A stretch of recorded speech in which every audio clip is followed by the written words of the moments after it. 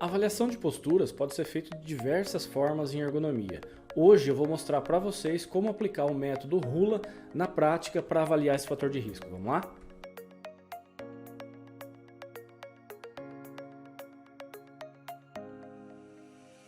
Olá, prevencionista! Seja bem-vindo a mais um vídeo. Eu sou Thiago Pegatin, sou professor, ergonomista. Se você já é inscrito no canal ou acompanha nossas redes sociais, seja mais uma vez bem-vindo. E se você não é inscrito, inscreva-se para receber todas as notificações e a gente publica sempre conteúdos atualizados e, assim como hoje, conteúdos práticos que você pode aplicar no seu dia a dia, tá legal? Hoje nós vamos apresentar aqui nesse vídeo, uma das ferramentas mais utilizadas em ergonomia para avaliação de posturas, o método RULA. Se você nunca viu, se você não sabe ainda do que se trata, fica aqui comigo até o final. Inclusive, no final desse vídeo, eu tenho um bônus para passar para todos vocês, tá legal? O método RULA, ele é de simples aplicação, não é difícil a gente colocá-lo em prática nas nossas análises ergonômicas. Ele é um método que aborda alguns aspectos interessantes da avaliação de posturas. Nós temos condições de avaliar, por exemplo, membros superiores e, em conjunto com isso, a coluna vertebral e os membros inferiores. E o preenchimento do relatório ele é muito rápido.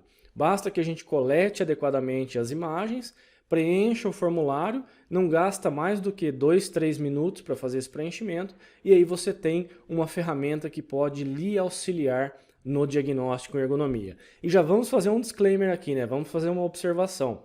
Todas as ferramentas, elas são complementares ao diagnóstico. Nós falaremos mais disso ainda nessa aula de hoje. Mas é importante que o ergonomista tenha consciência de que a análise da atividade das pessoas, entender como as pessoas estão trabalhando, por que elas estão desenvolvendo algumas atividades, ou como principalmente elas fazem, é muito importante, tá legal? Então, se você ainda não entende essa sistemática ou não está muito ligado ainda no que é essa análise ergonômica, eu vou deixar um vídeo aqui no card para que você possa assistir e entender um pouco mais do que se trata a análise ergonômica do trabalho, tá legal? Então, feito essa observação, chega um momento da análise em que nós precisamos quantificar esse fator de risco. Nesse caso aqui, hoje nós estamos falando das posturas. Existem algumas formas de se fazer isso, tá? O método RULA é uma dessas metodologias, uma dessas ferramentas que nós podemos utilizar para poder fechar o nosso diagnóstico ou poder confirmar o nosso diagnóstico em ergonomia, tá legal? Então, sem mais enrolação, vamos aqui para a aula, vou mostrar na prática para vocês como aplicar o método RULA. Bom, aqui no slide já então, pessoal, o método RULA, a ferramenta, ela é relativamente antiga, a gente está vendo aqui, desenvolvida lá em 93, e ao longo do tempo as ferramentas, os métodos, eles vão sendo colocados em prática cada vez mais pelos ergonomistas, quando nós temos resultados interessantes. Então, ao longo do tempo, nós temos uma validação desse método. Então aqui, como nós temos já muitos anos de aplicação, e em diversas atividades de trabalho, nós temos uma confiança maior na aplicação do método. E a gente vai usar para observações de membros superiores, pescoço, costas, coluna vertebral, antebraços e punhos. Então, temos aqui uma ferramenta que tende a ser completa desse ponto de vista. Tá? Nós vamos avaliar a postura e nós vamos colocar alguns itens adicionais na nossa análise, como força, os movimentos associados e assim por diante, tá legal? Então nós vamos complementar a avaliação de postura, avaliando, por exemplo, se a pessoa faz várias repetições durante um período de tempo, se ela mantém aquele segmento em trabalho estático e assim por diante, tá? Temos algumas variações que a gente vai ver aqui na nossa aula. Então as principais aplicações no auxílio ao diagnóstico ergonômico, e aqui nós temos uma condição muito específica. Tá? A maioria das ferramentas elas são utilizadas para avaliação do risco biomecânico, seja para avaliação do esforço repetitivo, seja para avaliação das posturas, como a gente está vendo hoje. Então é importante que a gente faça esse recorte. Elas estão direcionadas, a grande maioria delas, ao risco músculo-esquelético, voltado para sobrecargas estáticas e dinâmicas. E mais ainda, como nós já comentamos lá no início do vídeo, as ferramentas elas são auxiliares ao diagnóstico. Quem é nosso aluno, já desenvolveu ou aplica a nossa metodologia de avaliação, de análise ergonômica, sabe que nós precisamos entender realmente a atividade e mais ainda, né? Antes da gente aplicar uma ferramenta, nós classificamos cada um dos perigos, né, ou aqueles fatores de risco que nós identificamos no ambiente de trabalho. Então, antes de eu fazer a aplicação, eu preciso identificar quantas vezes, né, esse levantamento do ombro, por exemplo, ele acontece. Isso acontece o dia todo? Qual é o tempo que ele mantém essa postura? Então eu vou coletando esses dados referente à atividade das pessoas para que eu consiga aplicar a ferramenta no momento oportuno e que ela me traga realmente um dado válido para o diagnóstico. Então não adianta a gente utilizar somente a ferramenta para fazer uma avaliação ergonômica, porque vai ficar errado. Nós temos que utilizá-la complementarmente no nosso diagnóstico, tá legal? E aí nós podemos ter uma outra aplicação que é a comparação. Então vamos supor que você fez uma análise, né, você aplicou essa ferramenta e deu um risco elevado. A gente vai ver que existem algumas classificações na ferramenta. E aí você promove uma mudança e depois você faz uma reavaliação para verificar a eficácia, né, se deu certo aquelas recomendações que você propôs, né? Então, nós temos a utilização para o diagnóstico, né, quando nós estamos fechando o nosso diagnóstico, e também para fazer essa validação após uma implementação, tá legal? A base da aplicação, né? Então, primeiro, nós vamos identificar o fator de risco. Então, nesse caso aqui, é preciso que eu tenha identificado que um dos fatores de risco presentes naquela atividade de trabalho é a postura. E lembrando, pessoal, que a postura ela é decorrente da própria atividade de trabalho, tá? A postura em si ela é uma consequência, porque o profissional pode adotar uma postura errada, né, uma postura ruim, por conta do layout errado no ambiente de trabalho. Ele pode adotar uma postura ruim porque a linha de produção, por exemplo, fica distante dele e aí ele tem que fazer uma flexão de coluna. Então existem várias observações que nós temos que fazer e entender que a postura, na nossa recomendação, nós não vamos colocar lá melhora da postura, adequação postural, orientação postural, isso pode ser alguma coisa complementar. Mas a recomendação ela deve estar focada na causa raiz, tá? Em adequar o layout, adequar o processo, a máquina, o equipamento e assim por diante, tá legal? Então nós vamos coletar os dados, fazer um registro em foto e vídeo, novamente, né? Para os nossos alunos, eu sempre digo, pessoal, para os nossos alunos, porque esses vídeos eles também vão ficar disponíveis na nossa comunidade, tá? Utilizem, né? Quem já utilizou sabe que é muito fácil, é muito bom, é muito prático. Eu utilizo, por exemplo, o Kinovia ou Kinovia, que é um software gratuito, vocês podem baixar, e eu faço isso para fazer esse registro da foto e vídeo.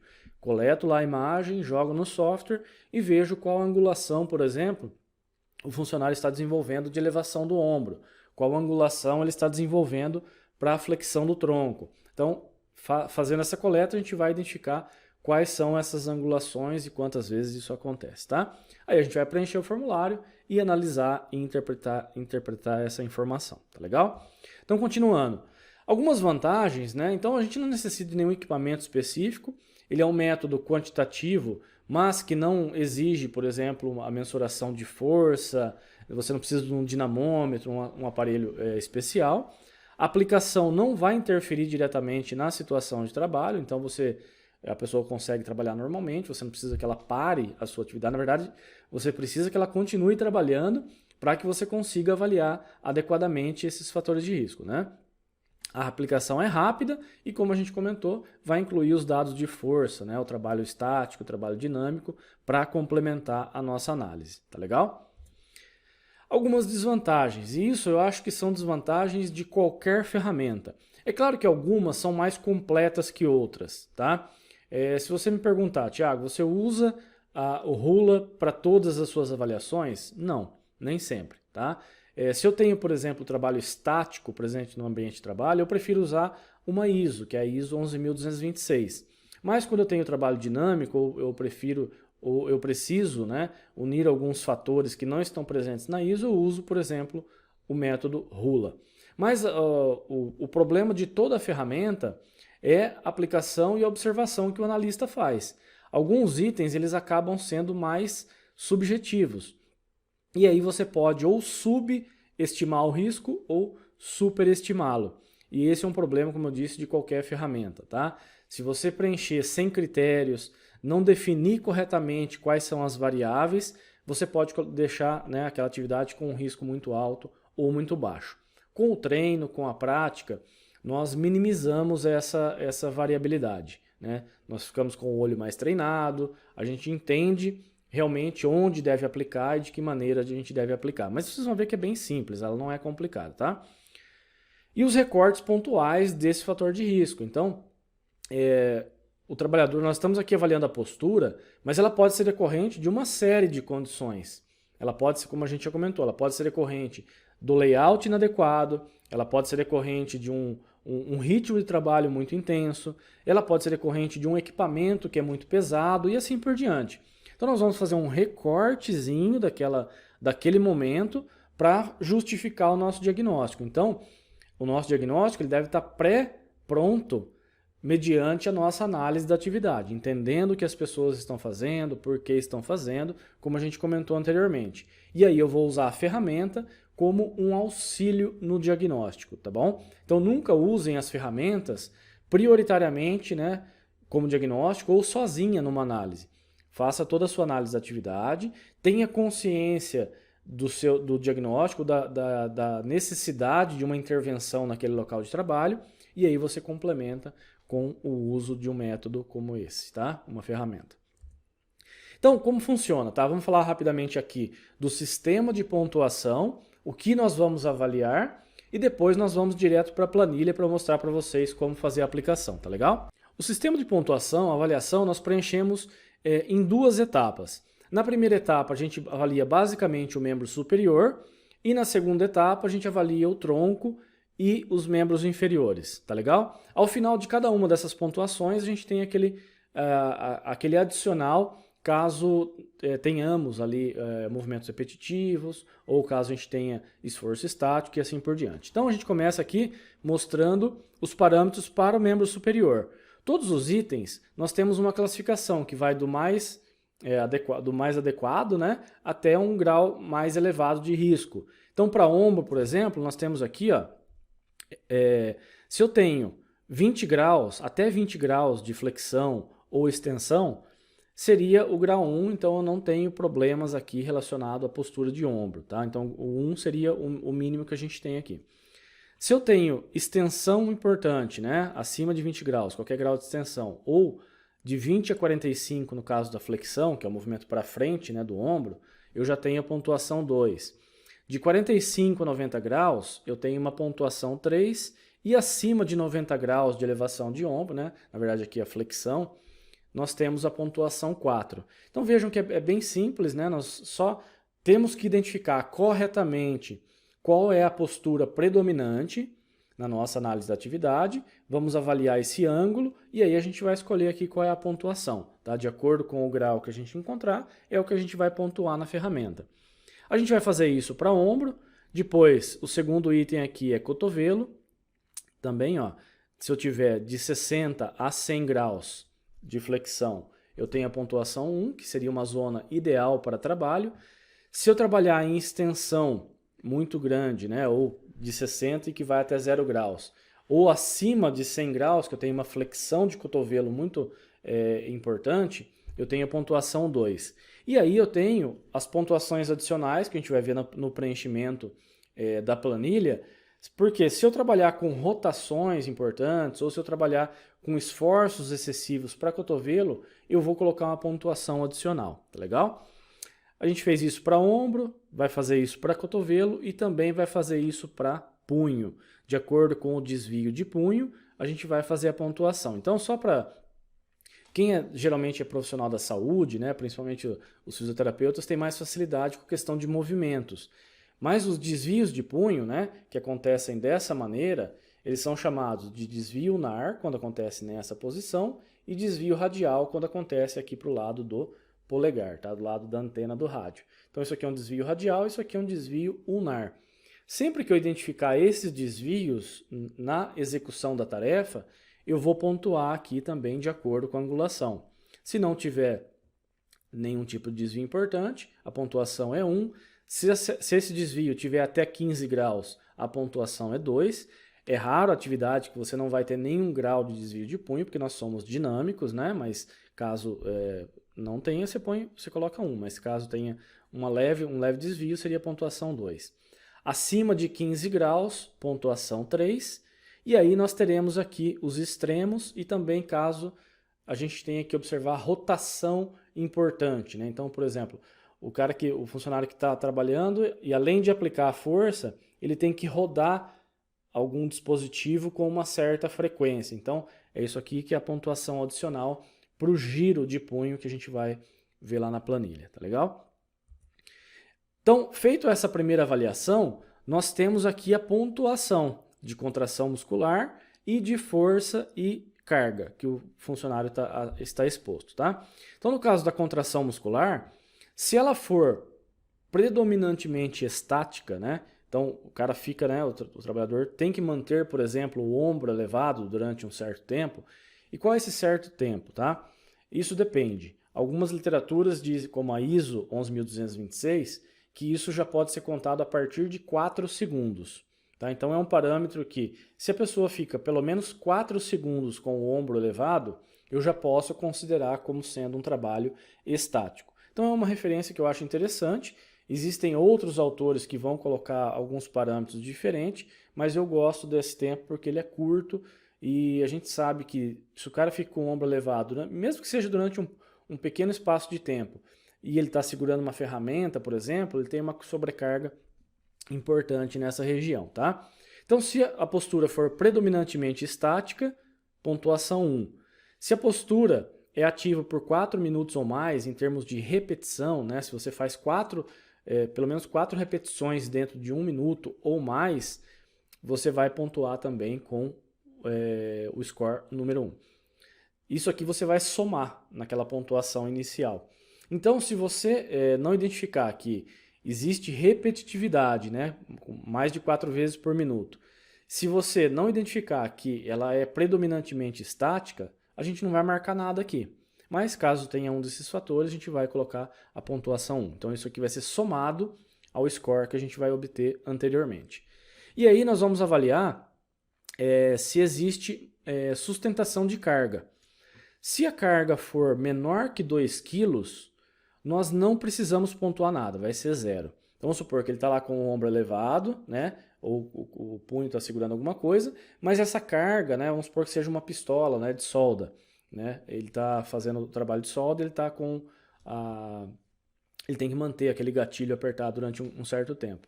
Se esse dispositivo, essa carga, for menor que 2 kg, você não precisa pontuar aqui. Se ele pesar mais que 2 kg, aí nós vamos começar a ter as pontuações. Se isso for intermitente, quer dizer, isso acontece esporadicamente, a pontuação é 1. Se isso for estático ou repetitivo, e aí a gente pode usar os mesmos parâmetros que a gente usou ali em cima, né? O esforço mantido durante 4 segundos, pelo menos, ou se ele faz isso mais que 4 vezes por minuto, nós vamos pontuar como 2. E se a carga, né, é maior que 10 quilos, ou tem impacto, né, esse choque seria o impacto, então, por exemplo, eu tenho que segurar uma marreta que é pesada e eu tenho que fazer os golpes. Isso é uma atividade de choque, de impacto. Então aí eu vou pontuar como 3, tá legal? Então lembrando que eu vou escolher só um desses itens, caso tenha, e aí esses valores eles vão ser somados ao score que a gente encontrar anteriormente, tá legal? E aí a gente vai ter uma tabela como essa aqui, ó. Então, como que nós vamos preencher, né? Na verdade, na planilha isso é feito, vocês vão ver que é muito simples. Mas caso você esteja fazendo manual numa planilha, né? Então, como que a gente vai preencher? Então, primeira coisa, pontuação de braço. Nós temos uma sequência, tá? Uma linha lógica de avaliação. Em seguida, nós teremos qual é a nossa zona de avaliação. Então, veja que eu escolhi o braço, eu vou ter que seguir aquela linha de avaliação. Tá? Se a gente pegar aqui, por exemplo, ó, o score número 1, ele tem aqui ó, 1, 2 e 3. Braço número 2 tem 1, 2 e 3. Por quê? Isso aqui se refere à avaliação seguinte, que a gente vai fazer, que é do antebraço. Então, eu escolhi aquela linha, né? Posteriormente, eu vou fazer a avaliação do antebraço. Aqui é uma situação hipotética, tá, pessoal? Vamos supor que realmente ó, a avaliação deu 3 para o braço e agora deu 1 para o antebraço. Então, eu já fiz a primeira parte da minha avaliação. Depois, eu vou para punho. E lá no punho, eu vou fazer na coluna vertical. Tá? Então, o braço e o antebraço nós faremos na linha horizontal e a avaliação de punho ela acontece na coluna vertical. Então, nesse exemplo aqui que a gente está passando, a avaliação de punho deu 2. Em seguida, eu vou avaliar se existe ou não rotação, ou, mais ainda, né, se essa rotação é leve ou ela é ampla, ela vai até o final, realmente, da amplitude. E aí eu vou ter a coluna vertical definida, de qual é a minha avaliação. Então, aqui nesse caso, nós teremos uma avaliação 1, e agora, uma vez que eu defini a linha horizontal e a coluna vertical, basta a gente cruzar os dados para que a gente chegue ao diagnóstico aqui como 4, né, de aplicação. E aí nós vamos guardar esse número, porque ele vai ser utilizado lá no final para a gente fechar o diagnóstico, tá legal? Então, dando sequência, e aguenta aí, pessoal, nossa aula de hoje ela é realmente um pouco mais extensa, mas é porque é uma aula prática e você vai sair daqui realmente sabendo fazer a aplicação do método Rula, tá legal? Quando a gente for para a planilha, vocês vão ver que isso aqui vai ficar bem mais fácil. Na sequência, né, nós vamos fazer a pontuação do tronco e dos membros inferiores. A lógica é a mesma, tá, pessoal? Ó, de acordo com o grau de flexão de pescoço, nós teremos uma pontuação. Então aqui, ó, se ela é até 10 graus, a pontuação é 0, na verdade é 1, né, o 1 seria o mínimo. Se ela vai de 0 a 20, né, de graus de flexão, que seria movimento para frente, tá?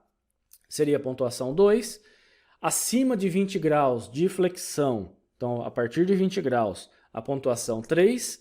E se eu trabalho em extensão, a pontuação aqui vai ser 4. E vejam que aqui no caso, a extensão é o pior movimento possível realmente, tá? Se vocês estiverem fazendo uma análise ergonômica e a pessoa tem que ficar em extensão cervical durante boa parte do tempo, essa atividade ela precisa ser mudada rapidamente.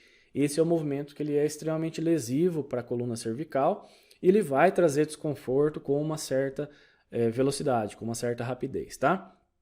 Em seguida, para tronco, basicamente é a mesma coisa, só que aqui, se eu tenho uma posição neutra, né, em 0 graus seria 1, até 20 graus de flexão, 2, de 20 a 60 graus, o item 3, né, a pontuação 3, e acima de 60 graus também a pontuação 4. Se eu trabalhar em extensão da coluna, também pode ser aplicado a pontuação 4, tá legal?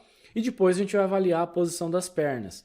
Se o trabalhador está com os pés bem apoiados ou se ele está, por exemplo, num solo instável. Se ele tem que ficar apoiado em uma só perna ou se ele tem que ficar apoiado num banquinho, assim ajoelhado e assim por diante, tá? Então, estável seria os dois pés bem apoiados, né, e sem desequilíbrio, e instável qualquer outra situação que o trabalhador não tenha equilíbrio ou que tenha maior dificuldade, tá legal?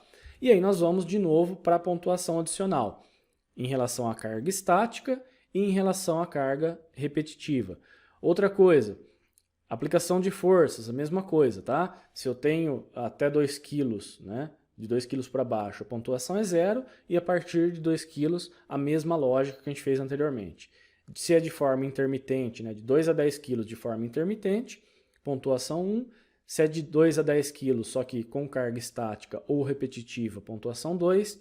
E menor que 10 kg, maior que 10 kg, a pontuação 3. E aí nós vamos fazer o preenchimento da outra tabela. Então aqui, a mesma lógica que a gente fez anteriormente. Primeiro a pontuação de pescoço, então a gente vai preencher aqui. Então a pontuação de pescoço vai definir para mim, qual é a minha linha, né, horizontal. Então eu vou seguir essa linha para as demais avaliações na hora de eu fazer o cruzamento.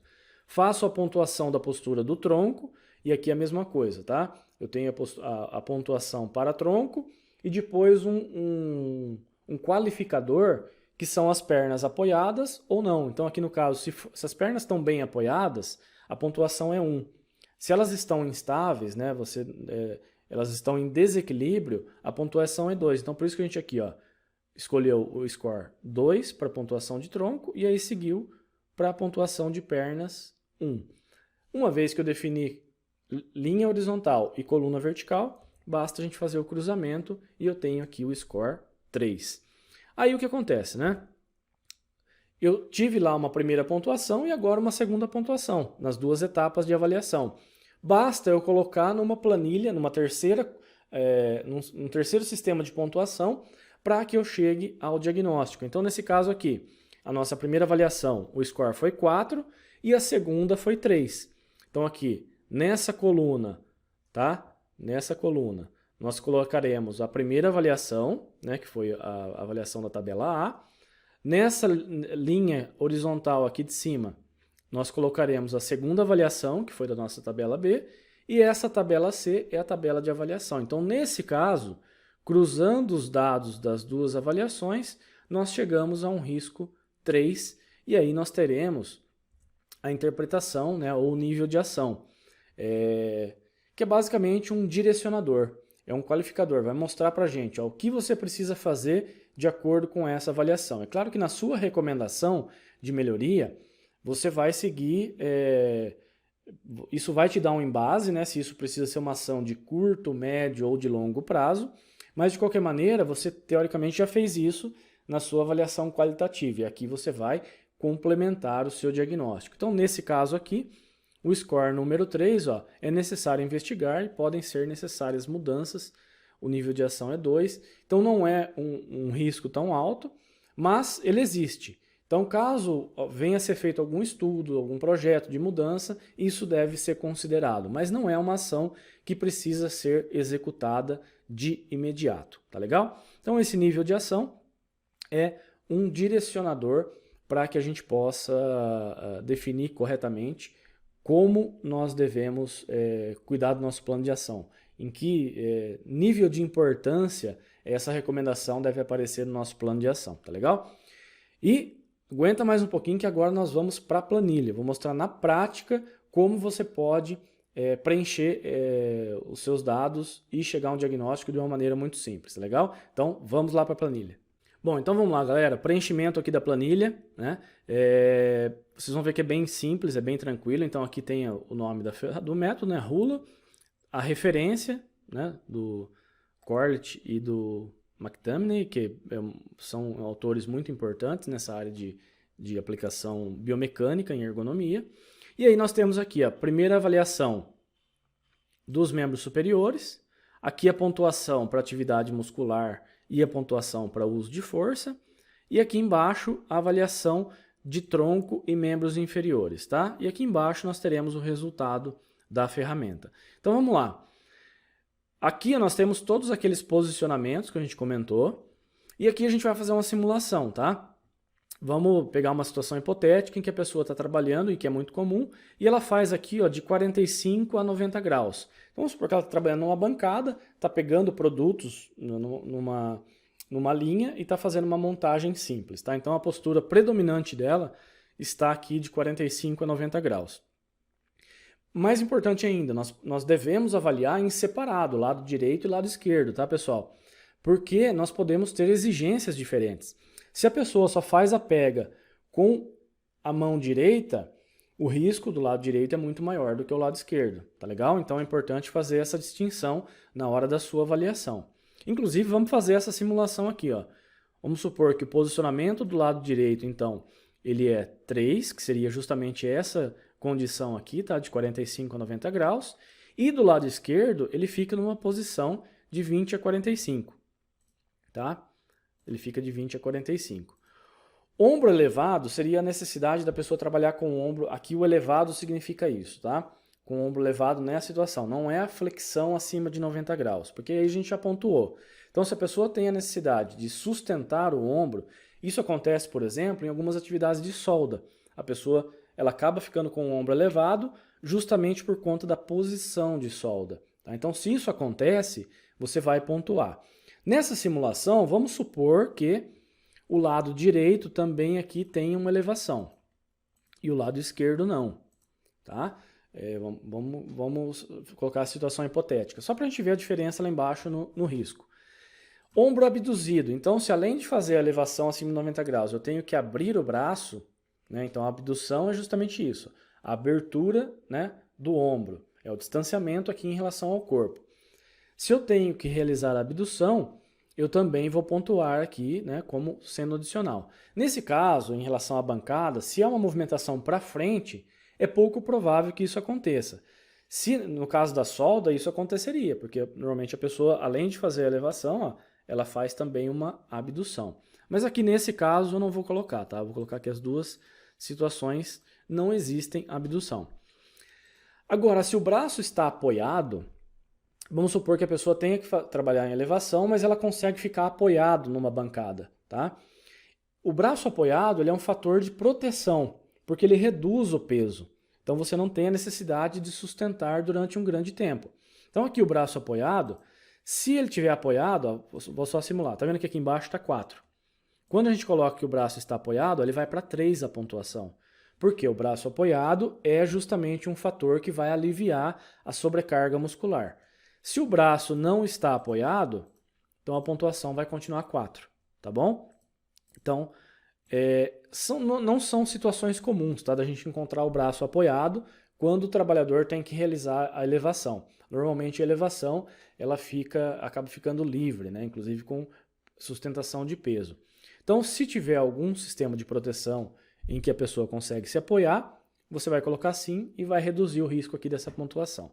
Então aqui nós tivemos o nosso primeiro score, tá? Vamos para o segundo, em relação ao antebraço.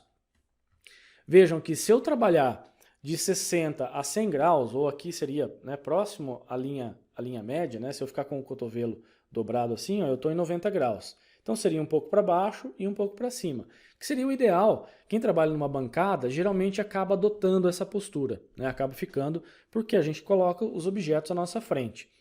Nesse caso aqui, eu vou considerar que o braço esquerdo está nessa postura mais adequada, porém o direito acaba fazendo a extensão de cotovelo com grande frequência, inclusive para pegar o objeto, tá? Então eu vou colocar aqui no posicionamento uma pontuação 2 para o lado direito, tá? Que seria nessa situação aqui, ó, ele faz a extensão, e o lado esquerdo trabalha numa postura mais adequada, tá ok?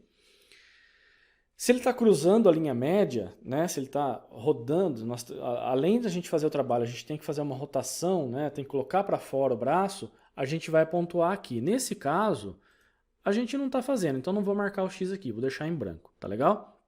Ele está trabalhando, ele só está fazendo para frente. Se ele tiver que fazer a rotação, aí você vai e pontua lá. Em relação ao punho, a pessoa está pegando o objeto, colocando à frente. Teoricamente, não temos desvios importantes para fazer essa movimentação, tá? Vamos considerar que a gente aqui está fazendo uma simulação, uma condição hipotética, que durante a montagem que ele faz na bancada, ele desenvolve alguns leves desvios de punho. Porque 0, pessoal, é muito difícil de acontecer. Mas o extremo em movimentos repetitivos, por exemplo, ou estáticos, ele também é muito complicado, tá? O extremo seria assim, o final do desvio, o final da amplitude de flexão, o final da extensão, ok? E isso é muito difícil de acontecer. Então eu vou considerar que ele faça alguns desvios, mas eles são leves. Então eu vou colocar aqui a pontuação número 2, e agora vai ser para os dois lados, né? Tanto o direito quanto o esquerdo. Ele faz leves desvios de flexão e extensão. E ele também faz alguns desvios de punho, tá? Eu vou colocar aqui a pontuação que ele faz, desvios de punho, desvios ulnar e radial. E aí a gente tem a pontuação. E aí a gente vai avaliar o grau de rotação, tá? Então, se ele roda um pouco o punho, né? Na verdade, esse movimento, pessoal, eu digo rodar o punho, mas às vezes quem é fisioterapeuta está falando, você está falando coisa errada aí, né? Não é isso, tá? É que a gente considera que a sobrecarga ela vai acontecer no punho e, portanto, a gente vai ter a pontuação aqui. Mas a gente sabe, né? Se eu tiver movimentos de rotação, eu posso ter desconforto também na região do cotovelo, tá? Porque o movimento rotacional do segmento, que seria a supinação e a pronação, ele acontece em conjunto, no cotovelo e no punho. Mas aqui nós vamos pontuar na região de punho, que é, teoricamente, a região mais fraca biomecanicamente, tá? Então, em relação a essa rotação, se ela for discreta, quer dizer, qualquer grau que não seja o máximo, que seria a rotação ampla, eu vou pontuar aqui como discreta. Se eu tiver uma rotação extrema, aí eu vou colocar como ampla, tá? Mas aqui nesse caso, para a nossa simulação, é uma rotação discreta. Fizemos a pontuação, vamos só realmente ponderar aqui, ó. Em relação à atividade muscular, se ele mantém a postura estática, né? Mais que uma vez por minuto, no caso aqui mais que 1 minuto é a pontuação do método Rula. Lá na ISO a gente comentou seria a partir de 4 segundos. E aqui se ele faz uma ação repetida, 4 vezes ou mais por minuto.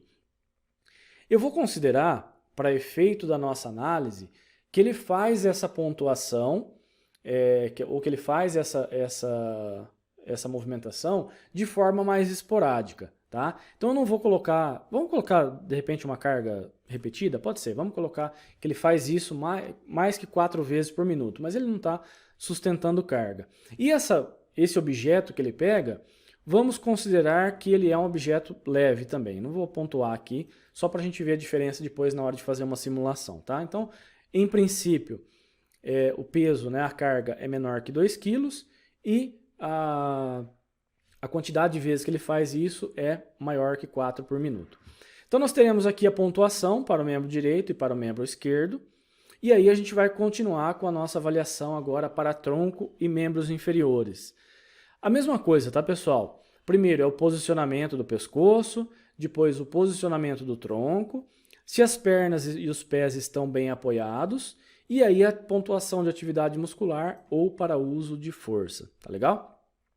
Então, em relação ao posicionamento, vamos colocar, porque assim, até 10 graus não é o comum de acontecer. O normal é que a gente tenha algum grau de flexão, principalmente se eu estou trabalhando numa bancada, se eu estou trabalhando no computador, é normal que eu tenha algum grau de flexão. Se estiver bem posicionado, certinho, beleza, coloco o número 1. Nesse caso, eu vou considerar que ele faz a pega e a bancada está um pouco para baixo, então ele faz uma leve flexão cervical, tá?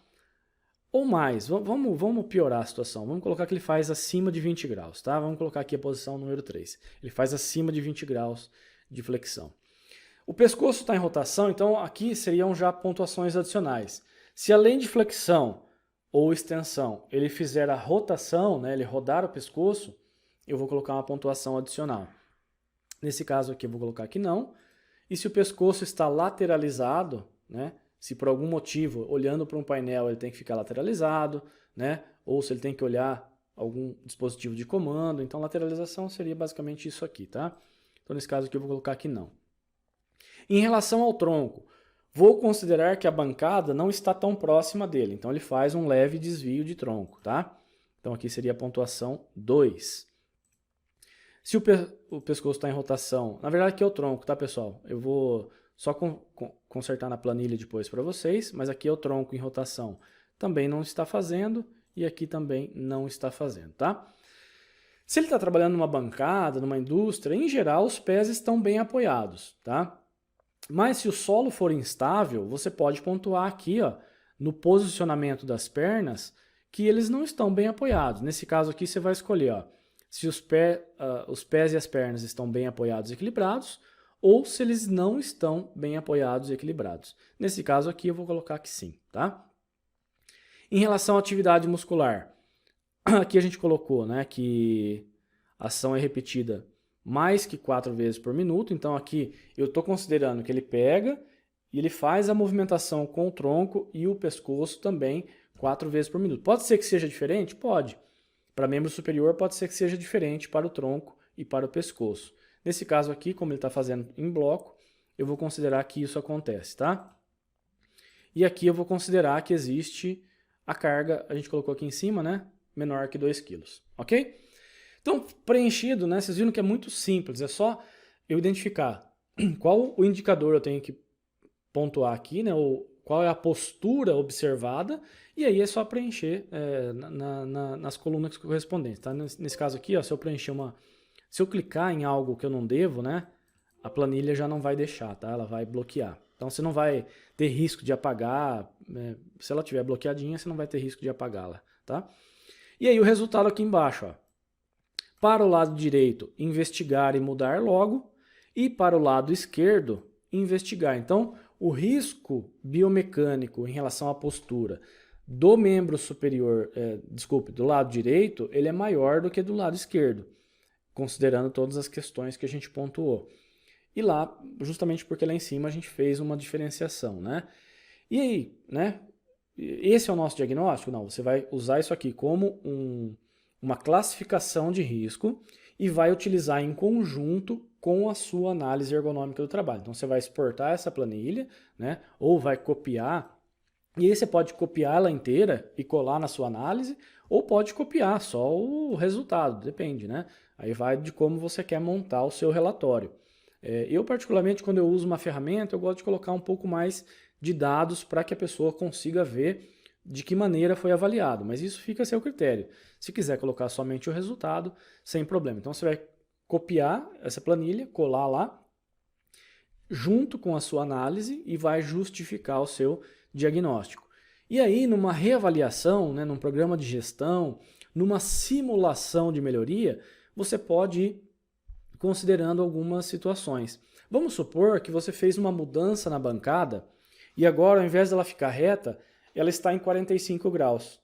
Então a pessoa não fica mais aqui, ela trabalha nessa posição. Se eu mudar de 45 graus e conseguir reduzir a flexão do pescoço e do tronco, eu consequentemente vou reduzir o risco também. Então vamos fazer a simulação. Ó. Nesse caso agora, ele não faz mais a flexão do pescoço nem do tronco. Então aqui seria 1 e aqui também seria 1. Então vejo que do lado direito ó, já reduziu. Eu já consegui melhorar essa condição em relação ao risco biomecânico. E aí você pode fazer outras simulações. É claro que aqui, ó, se a gente colocar, vamos pegar outro exemplo, né? Se eu conseguir melhorar o posicionamento do membro superior direito, eu vou lá e conseguir reduzir, ele vai trabalhar somente nessa posição, ele não vai fazer extensão importante. Então eu vou mexer aqui.